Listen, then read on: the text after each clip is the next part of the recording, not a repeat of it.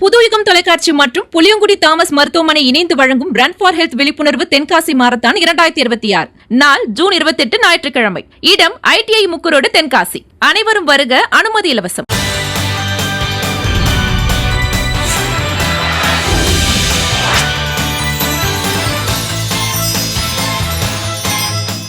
அனைவருக்கும் வணக்கம். இனியவை இந்த நிகழ்ச்சியில் தொடர்ந்து நம்ம பெண்கள் சார்ந்த பல ஆரோக்கிய குறிப்புகளை பார்த்துட்டு வரங்க. அந்த வகையில் இன்றைக்கி நம்ம சொல்லக்கூடியது சர்க்கரை நோயாளிகளுக்கு சர்க்கரையோடைய அளவு கூட இருந்தாலும் சரி, குறைவாக இருந்தாலும் சரி, இல்லை கரெக்டாக இருந்தாலும் கூட ஒரு சோர்வு இருந்துக்கிட்டே இருக்கு இல்லைங்களா? அதற்கான காரணம் என்ன, அதை எப்படி சரி செய்யலாம் அப்படிங்கிறது தான் இன்றைக்கி நிகழ்ச்சியில் நம்ம பார்க்க போகிறோம். நான் doctor MS Usha Nandhini, Siddha physician, lotus women care hospital, இந்தியாவின் முதல் பெண்களுக்கான PCOS சித்த மருத்துவமனை, சென்னை, கோயம்புத்தூர் மற்றும் பெங்களூர்.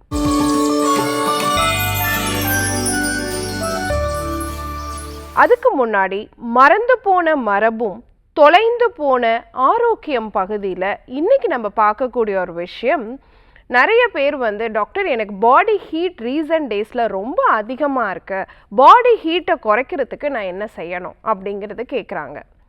இந்த நம்ம முன்னோர்கள் காலத்தில் இந்த பாடி ஹீட்லாம் இருந்திருக்கும் இல்லைங்களா? அவங்க என்ன பண்ணியிருப்பாங்க? அவங்க வாரத்துக்கு ஒரு நாள் கண்டிப்பாக எண்ணெய் குளியல் அப்படிங்கிற ஒரு விஷயத்தை பயன்படுத்தியிருப்பாங்க. நம்ம சித்த மருத்துவத்தில் எல்லா மருந்துகளுக்குமே கண்டிப்பாக எண்ணெய் குளியல் அப்படிங்கிறத நம்ம அட்வொகேட் பண்ணுறோம். ஸோ ஆணாக இருக்கும் பட்சத்தில் அவங்க புதன் சனிக்கிழமைகள்லையும், பெண்ணாக இருக்கக்கூடிய பட்சத்தில் செவ்வாய் வெள்ளிக்கிழமைகள்லையும் நல்லெண்ணெய் குளியல் அப்படிங்கிறது கண்டிப்பாக இருக்கணும் அப்படிங்கிறது நம்ம மருத்துவ ஏடுகளில் சொல்லப்பட்டிருக்கு. இந்த எண்ணெய் குளியல் அப்படிங்கிறது உங்கள் உடல் உஷ்ணத்தை தணிக்கிறதுக்காக நம்ம முன்னோர்கள் கடைபிடிச்சிட்டு வந்த ஒரு வழிமுறை. இன்றைக்கி நம்ம தீபாவளிக்கு கூட எண்ணெய் தேய்ச்சி குளிக்க மாட்டேங்கிறோம். அப்படிங்கிறத மறந்துட்டோமா அப்படிங்கிறத யோசிச்சு பாருங்கள். ஸோ எண்ணெய் குளியல் அப்படிங்கிறது ஆண்களுக்கும் சரி பெண்களுக்கும் சரி அவங்க கருப்பையுடைய சூட்டை குறைக்கக்கூடியதாகவும், ஆண்களுக்கு அவங்களுடைய விதைப்பையினுடைய சூட்டை குறைக்கிறதுக்காகவும் நம்ம முன்னோர்கள் அந்த காலம் தொட்டே பயன்படுத்திட்டு வந்த ஒரு முறை. குறிப்பாக நீங்கள் குழந்தை பாக்கியத்துக்காக முயற்சி செய்கிறீங்க அப்படிங்கிற பட்சத்தில் கண்டிப்பாக வாரம் ஒரு முறையாவது எண்ணெய் குளியல் அப்படிங்கிற ஒரு விஷயத்தை நீங்கள் பயன்படுத்தணும். இன்றைக்கி நம்ம சொல்கிற ஒரு விஷயம், சர்க்கரை நோயாளிகளுக்கு சோர்வு ஏற்படுறதுக்கான காரணங்கள் என்ன? ஸோ ஒன்று கிட்டத்தட்ட ஒரு 60% சர்க்கரை நோயாளிகள் எப்போ பார்த்தாலும் டயர்டாக தான் இருக்குது, என்னால் எந்த வேலையும் செய்ய முடியல, கொஞ்சம் வேலை செய்கிறேன், படுத்துக்கலாம் போலவே இருக்குது, எனக்கு ஏதாவது ஒரு வேலை செய்யணுன்னா அதை நான் போஸ்ட்போன் பண்ணிகிட்டே இருக்கேன், நாளைக்கு செஞ்சுக்கலாம் அப்படின்னு போஸ்ட்போன் பண்ணுறேன். ஸோ அப்படி சர்க்கரை நோயாளிகளுக்கு அந்த சோர்வை கொடுக்கக்கூடிய விஷயம் என்ன? உங்கள் செல்களில் ஏற்படக்கூடிய சக்தி குறைபாடு. குறிப்பாக நம்ம செல்களுடைய, நம்ம உடலினுடைய ஒவ்வொரு செல்கள்லையும் மைட்டோகாண்ட்ரியா அப்படின்னு ஒரு விஷயம் இருக்குது. அதுதான் நம்ம என்ன சொல்கிறோன்னா, அந்த மைட்டோகாண்ட்ரியா தான் நம்மளுடைய பவர் ஹவுஸ் அப்படின்னு சொல்கிறோம். அப்போது நம்ம சக்தியினுடைய குவியல் அங்கே தான் இருக்குது. அந்த சர்க்கரையோடைய அளவு ஏற்ற இறக்கமாக இருக்கும் பொழுது, உங்களுடைய சர்க்கரையோடைய அளவு இம்பேலன்ஸ் ஆகும் பொழுது, ஒன்று ரொம்ப கூடினாலும் சரி அல்லது ரொம்ப குறைவாக இருந்தாலும் சரி, அந்த மைட்டோகாண்ட்ரியாவுடைய ஃபங்க்ஷன் பாதிக்கப்பட்டு ATP அப்படின்னு சொல்லக்கூடிய அந்த சக்தியினுடைய அலைவரிசை, அந்த சக்தியினுடைய குவியல் நமக்கு கிடைக்காம போயிடும். அதனால் நம்மள சர்க்கரையோடைய அளவு ஏறி இறங்கும் பொழுது நம்ம செல்கள் முதற்கொண்டு உடலினுடைய ஒவ்வொரு செல்லும் பாதிக்குது அப்படிங்கிறத நம்ம கவனத்தில் வச்சுக்கணும். அடுத்து, யாருக்கெல்லாம் சர்க்கரையோடைய அளவு ரொம்ப கூடுதலாக இருக்கும், ஏன்னா ரொம்ப இப்போ 300 350 அப்படியெல்லாம் இருக்குன்னு வச்சுக்கோங்களேன், அந்த ரத்தத்தில் இருக்கக்கூடிய அதிகப்படியான சர்க்கரையை நம்ம உடல் ஏற்றுக்க முடியாமல் அதை வெளியேற்றுறதுக்காக சிறுநீர் அடிக்கடி வெளியேற விஷயம் நடக்கும். ஸோ யாருக்கெல்லாம் பார்த்தீங்க அப்படின்னு சொன்னால் பாலியூரியான்னு நம்ம சொல்லுவோம், யூரின் அடிக்கடி போயிட்டே இருக்குது அப்படிங்கிற பட்சத்தில் அவங்க உடலில் நீர்த்துவம் குறைஞ்சி, நீர்ச்சத்து குறைஞ்சி, அதை தொடர்ந்து அவங்களுக்கு சோர்வு ஏற்படுறதுக்கான வாய்ப்பு இருக்குது. அடுத்து, நம்ம உடலில் சர்க்கரையினுடைய அளவு கூட இருக்கும் பொழுதோ அல்லது குறைவாக இருக்கும் பொழுதோ இன்ஃப்ளமேட்டரி சைட்டோகைன்ஸ் அப்படின்னு சொல்கிறோம்.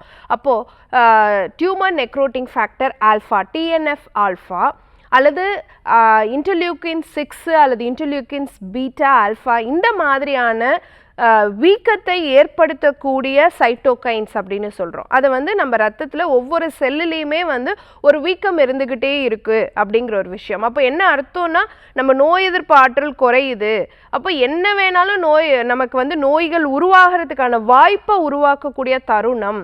அதனால் நமக்கு என்ன ஆகும்னா எப்போ பார்த்தாலும் ஒரு சோர்வான ஒரு நிலை, ஒரு லெத்தார்ஜினஸ், ஏதோ ஒரு நோயோடவே இருக்கிற மாதிரி இருக்கும். அந்த இன்ஃப்ளமேட்டரி சைட்டோகைன்ஸ் நம்ம ரத்தத்தில் அதிகமாகுது அப்படிங்கிற பட்சத்தில் நமக்கு ஏதோ ஒரு சிக்னஸ் இருக்குது, ஏதோ ஒரு பிரச்சனை என் உடம்புல இருக்குது, ஆனால் என்னன்னு தெரியல, சர்க்கரைங்கிறத தாண்டி எனக்கு ஏதோ பிரச்சனை இருக்குது அப்படி நம்ம ஃபீல் பண்ணுற மாதிரி இருக்கும். ஒரு சோர்வை கொடுக்கும், ஒரு வேலையை செய்யறதுல நாட்டம் இல்லாமல் இருக்கும். ஸோ இது ஒரு காரணமாக இருக்கும். அடுத்து வந்து பார்த்திங்க அப்படின்னு சொன்னால் லோ சுகர், தாழ்நிலை சர்க்கரை. அது வந்து நம்ம ரத்தத்தில் ரொம்ப சீக்கிரமாக வேகமாக இந்த இன்சுலின் ஊசி போடுறவங்களுக்குலாம் பார்த்திங்கன்னா வேகமாக சர்க்கரையோட அளவு குறைஞ்சிரும். சித்த மருத்துவ மருந்துகள் எடுக்கும்போது தாழ்நிலை சர்க்கரை ஏற்படாது.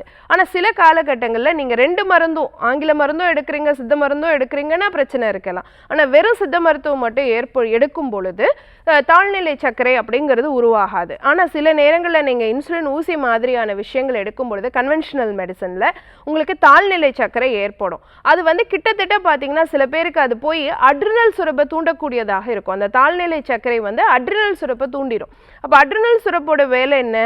நமக்கு படபடப்பை ஏற்படுத்துறது, ஸ்ட்ரெஸ்ஸை கொடுக்கறது, கோவத்தை கொடுக்கறது, பதட்டத்தை கொடுக்கறது, இந்த மாதிரியான விஷயங்கள்லாம் நடக்கும்.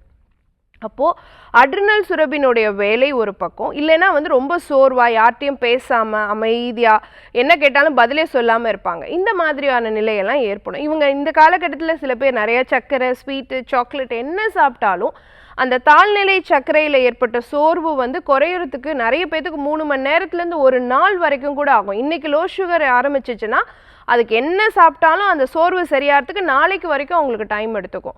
ஸோ அந்த மாதிரி வந்து சோர்வுக்கு வந்து தாழ்நிலை சர்க்கரையும் ஒரு காரணமாக இருக்கும். அடுத்து பார்த்திங்கன்னா சர்க்கரை நோயாளிகளுக்கு தூக்கமின்மை அப்படிங்கிறது ரொம்ப காமனாக இருக்கும். ஏன்னா இரவில் அடிக்கடி எந்திச்சு சிறுநீர் கழிக்கிறது ஒரு காரணமாக இருக்கலாம். அல்லது வந்து டயபெட்டிக் நியூரோபத்தின்னு சொல்கிறோம், நமக்கு ஷோல்டர் பெயின் வர்றது, கை கால்களில் வந்து பார்த்திங்கன்னா குத்துற மாதிரி ஒரு உணர்வு, எரிச்சல், இதெல்லாமே பார்த்திங்கன்னா கடுமையான வலி, இதெல்லாம் அவங்க தூக்கத்தை கலைக்கக்கூடியதாக இருக்கும். அப்போ தூக்கம் சரியாக வராததுமே வந்து பார்த்திங்கன்னா ஒரு பகல் நிலையில் ஒரு சோர்வு கொடுக்கக்கூடியதாக இருக்கும். எல்லா சர்க்கரை நோயாளிகளுக்குமே ஹார்மோன்களும் பாதிக்கப்படும். குறிப்பாக கார்டிசால் அப்படின்னு சொல்லக்கூடிய அந்த ஸ்ட்ரெஸ் ஹார்மோன் வந்து பாதிக்கப்படும். அதனால் வந்து ஹார்ட் பீட் ஃபாஸ்ட்டாக இருக்கிறது, இவங்களுக்கு வந்து ஒரு மனப்பதட்டத்தோடு அவங்க இருக்கிறது. இதில் வந்து குறிப்பாக வந்து HPA ஆக்சிஸ் அப்படின்னு நம்ம சொல்லக்கூடிய ஹைப்போதலமோ பிட்யூட்டரி ஆக்சிஸ் வந்து பாதிக்கப்படும் சர்க்கரையோடைய அளவு கூடுதலாக இருக்கும் பொழுது.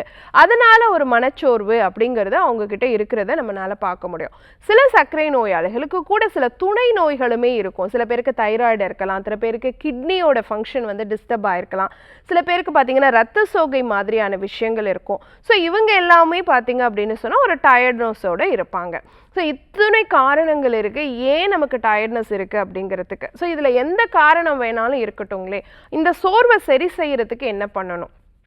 ஃபஸ்ட்டு விஷயம், உங்களுடைய ஃபுட் டைமிங் வந்து கரெக்டாக இருக்கணும். காலையில் பிரேக்ஃபாஸ்ட் எடுத்ததுலேருந்து 4 ஹவர்ஸில் லஞ்ச் எடுத்ததுலேருந்து 8 ஹவர்ஸில் வந்து டின்னர் எடுத்ததுலேருந்து நெக்ஸ்ட் மார்னிங் 12 ஹவர்ஸ்க்குள்ளே பிரேக்ஃபாஸ்ட். ஸோ இந்த மாதிரி உங்கள் ஃபுட் டைமிங் வந்து ரொம்ப ரொம்ப கரெக்டாக இருக்கணும். அது வந்து உங்களுக்கு சுகர் வந்து அப்ஸ் அண்ட் டவுன்ஸ் வராமல் தடுத்துடலாம். அடுத்த 2வது விஷயம், இரவு உணவை எவ்வளவு சீக்கிரம் சாப்பிட முடியுமோ, உதாரணத்துக்கு சூரிய அஸ்தமன நேரத்துக்கு சாப்பிட்டுட்டிங்கன்னா ரொம்ப சந்தோஷம், ஒரு 6-6:30க்குள்ளே முடிச்சிட்டிங்கன்னா உங்கள் குடல் ஆரோக்கியமும் சரி, உங்களை சர்க்கரையோடைய அளவு ரத்தத்தில் வேகமாக அதிகரிக்கக்கூடிய நிலையும் சரி கண்டிப்பாக பெட்டராக இருக்கும். ஸோ அதை வந்து சரி செய்ய முடியும். அடுத்து பார்த்தோம் அப்படின்னு சொன்னால் இரவு வந்து தூங்குறது அப்படிங்கிறதுமே வந்து ஒரு 10:30 11க்கு முன்னாடி தூங்க போயிடணும். 8 மணிக்கு மேலே ஃபோன் யூஸ் பண்ணாதீங்க. அதே மாதிரி சாப்பிட்ட பிறகு 3 வேளையுமே உங்கள் சர்க்கரையோடைய அளவில் ஸ்பைக்ஸ் வராமல் இருக்கிறதுக்கும் உங்கள் கணையத்தினுடைய ஆரோக்கியத்தை மேம்படுத்துறதுக்கும் சாப்பிட்ட உடனே செய்யக்கூடிய ஒரு விஷயம் இருக்குது. உங்கள் கணையம் நல்லா ஃபங்க்ஷன் ஆகணும்னு வச்சுக்கோங்களேன். சாப்பிட்ட பிறகு ஒரு 10 மினிட்ஸ் கழித்து ஒரு 20 மினிட்ஸ் நல்லா இருக்கிற இடத்துலையே உலாத்திட்டே இருங்க. ஆஃபீஸில் இருக்கீங்க, வீட்டில் இருக்கீங்க, எங்கே இருந்தாலும் அட்லீஸ்ட் பேர் மினிமம் ஒரு 5 to 10 minutes ஆகுது உலாத்தணும். வீட்டில் இருக்கிறவங்களா இருந்தால் 20 minutes உலாத்துங்க. இது என்ன சப்போர்ட் பண்ணும்? உலாத்துனா சும்மா மெதுவாக நடக்கிறது, ஏன்னா வேகமாக நடக்கக்கூடாது இல்லைங்களா, மெதுவாக நடக்கணும். இதுக்கு பேர் வந்து போஸ்ட் மீல் வாக் அப்படின்னு அர்த்தம். ஸோ இது உங்கள் கணையத்தினுடைய செயல்திறனை அதிகரிக்கக்கூடியதாக இருக்கும். இன்சுலினோடைய ஃபங்க்ஷனை இன்க்ரீஸ் பண்ணும். உங்கள் செல்கள் நல்லா இன்சுலினை யூட்டிலைஸ் பண்ணுறதுக்கு சப்போர்ட் பண்ணும். இன்சுலின் ரெசிஸ்டன்ஸ் குறைக்கிறதுக்கு சப்போர்ட் பண்ணும். இதனால் உங்களுடைய சர்க்கரையோடைய அளவு கட்டுப்பாட்டில் இருக்கும். கூடவே சின்ன சின்ன மூச்சு பயிற்சிகள் ரொம்ப அவசியம். ஏன்னா நான் சொன்னேன் இல்லைங்களா, அந்த மைட்டோகாண்ட்ரியாவோடைய ஃபங்க்ஷன் வந்து நல்லா இருக்கணும்னா அதுக்கு ஒவ்வொரு செல்களுடைய ஆரோக்கியத்தை சரி பண்ணுறதுக்கு நம்ம உடம்புல எடுக்கக்கூடிய அந்த பிராணவாயு தான் சப்போர்ட் பண்ணும். அதுக்கு பெஸ்ட் ஆப்ஷன் வந்து நம்ம பிராணாயாம பயிற்சி. ஸோ தொடர்ச்சியாக வந்து சின்ன சின்ன பிராணாயாம பயிற்சிகளை காலையிலையோ சாயந்தரமோ நல்ல காற்றோட்டம் உள்ள இடத்துல உட்காந்து பண்ணுங்க. அந்த மாதிரி மூச்சு பயிற்சி பண்ணும்பொழுது உங்கள் கணையத்தினுடைய செல்கள் வந்து நல்லா இயங்கும். உடலினுடைய ஒவ்வொரு செல்களும் நல்லபடியாக இயங்கும். அதனால சோர்வு அப்படிங்கிறது இருக்காது. முடிஞ்ச வரைக்கும் ஒரு நாளைக்கு 2 வேளையாவது புரதம் ஏதாவது எடுத்துக்கோங்க. புரதம்னா அது துவரம்பருப்பாக இருக்கலாம், அல்லது பச்சை பயிராக இருக்கலாம், அல்லது வந்து பாசிப்பருப்பாக இருக்கலாம், சுண்டல் வகைகளாக இருக்கலாம். ஒரு நாளைக்கு 2 வேளை, இல்லை ஒரு வேக வச்ச ஒரு முட்டையாக இருக்கலாம், அல்லது சிறு மீன் துண்டாக இருக்கலாம். நீங்கள் ஏதாவது 2 வேளையாவது புரதம் அப்படிங்கிறத கண்டிப்பாக சேர்த்துக்கணும். மாவு பொருளை குறைச்சிக்கணும். இந்த மாதிரி நீங்கள் ஒரு லைஃப் ஸ்டைல்குள்ளே இருந்தீங்க அப்படின்னு சொன்னால் சர்க்கரை நோயாளிகளுக்கு சோர்வு அப்படிங்கிறது கண்டிப்பாக இருக்காது. பயன்படுத்தி பாருங்கள். இதே மாதிரி இன்னொரு ஆரோக்கிய குறிப்போடு நான் உங்களை சந்திக்கிறேன். இயற்கையோடு இணைவோம், ஆரோக்கியமாக இருப்போம், ஆனந்தமாக வாழ்வோம். நன்றி, வணக்கம்.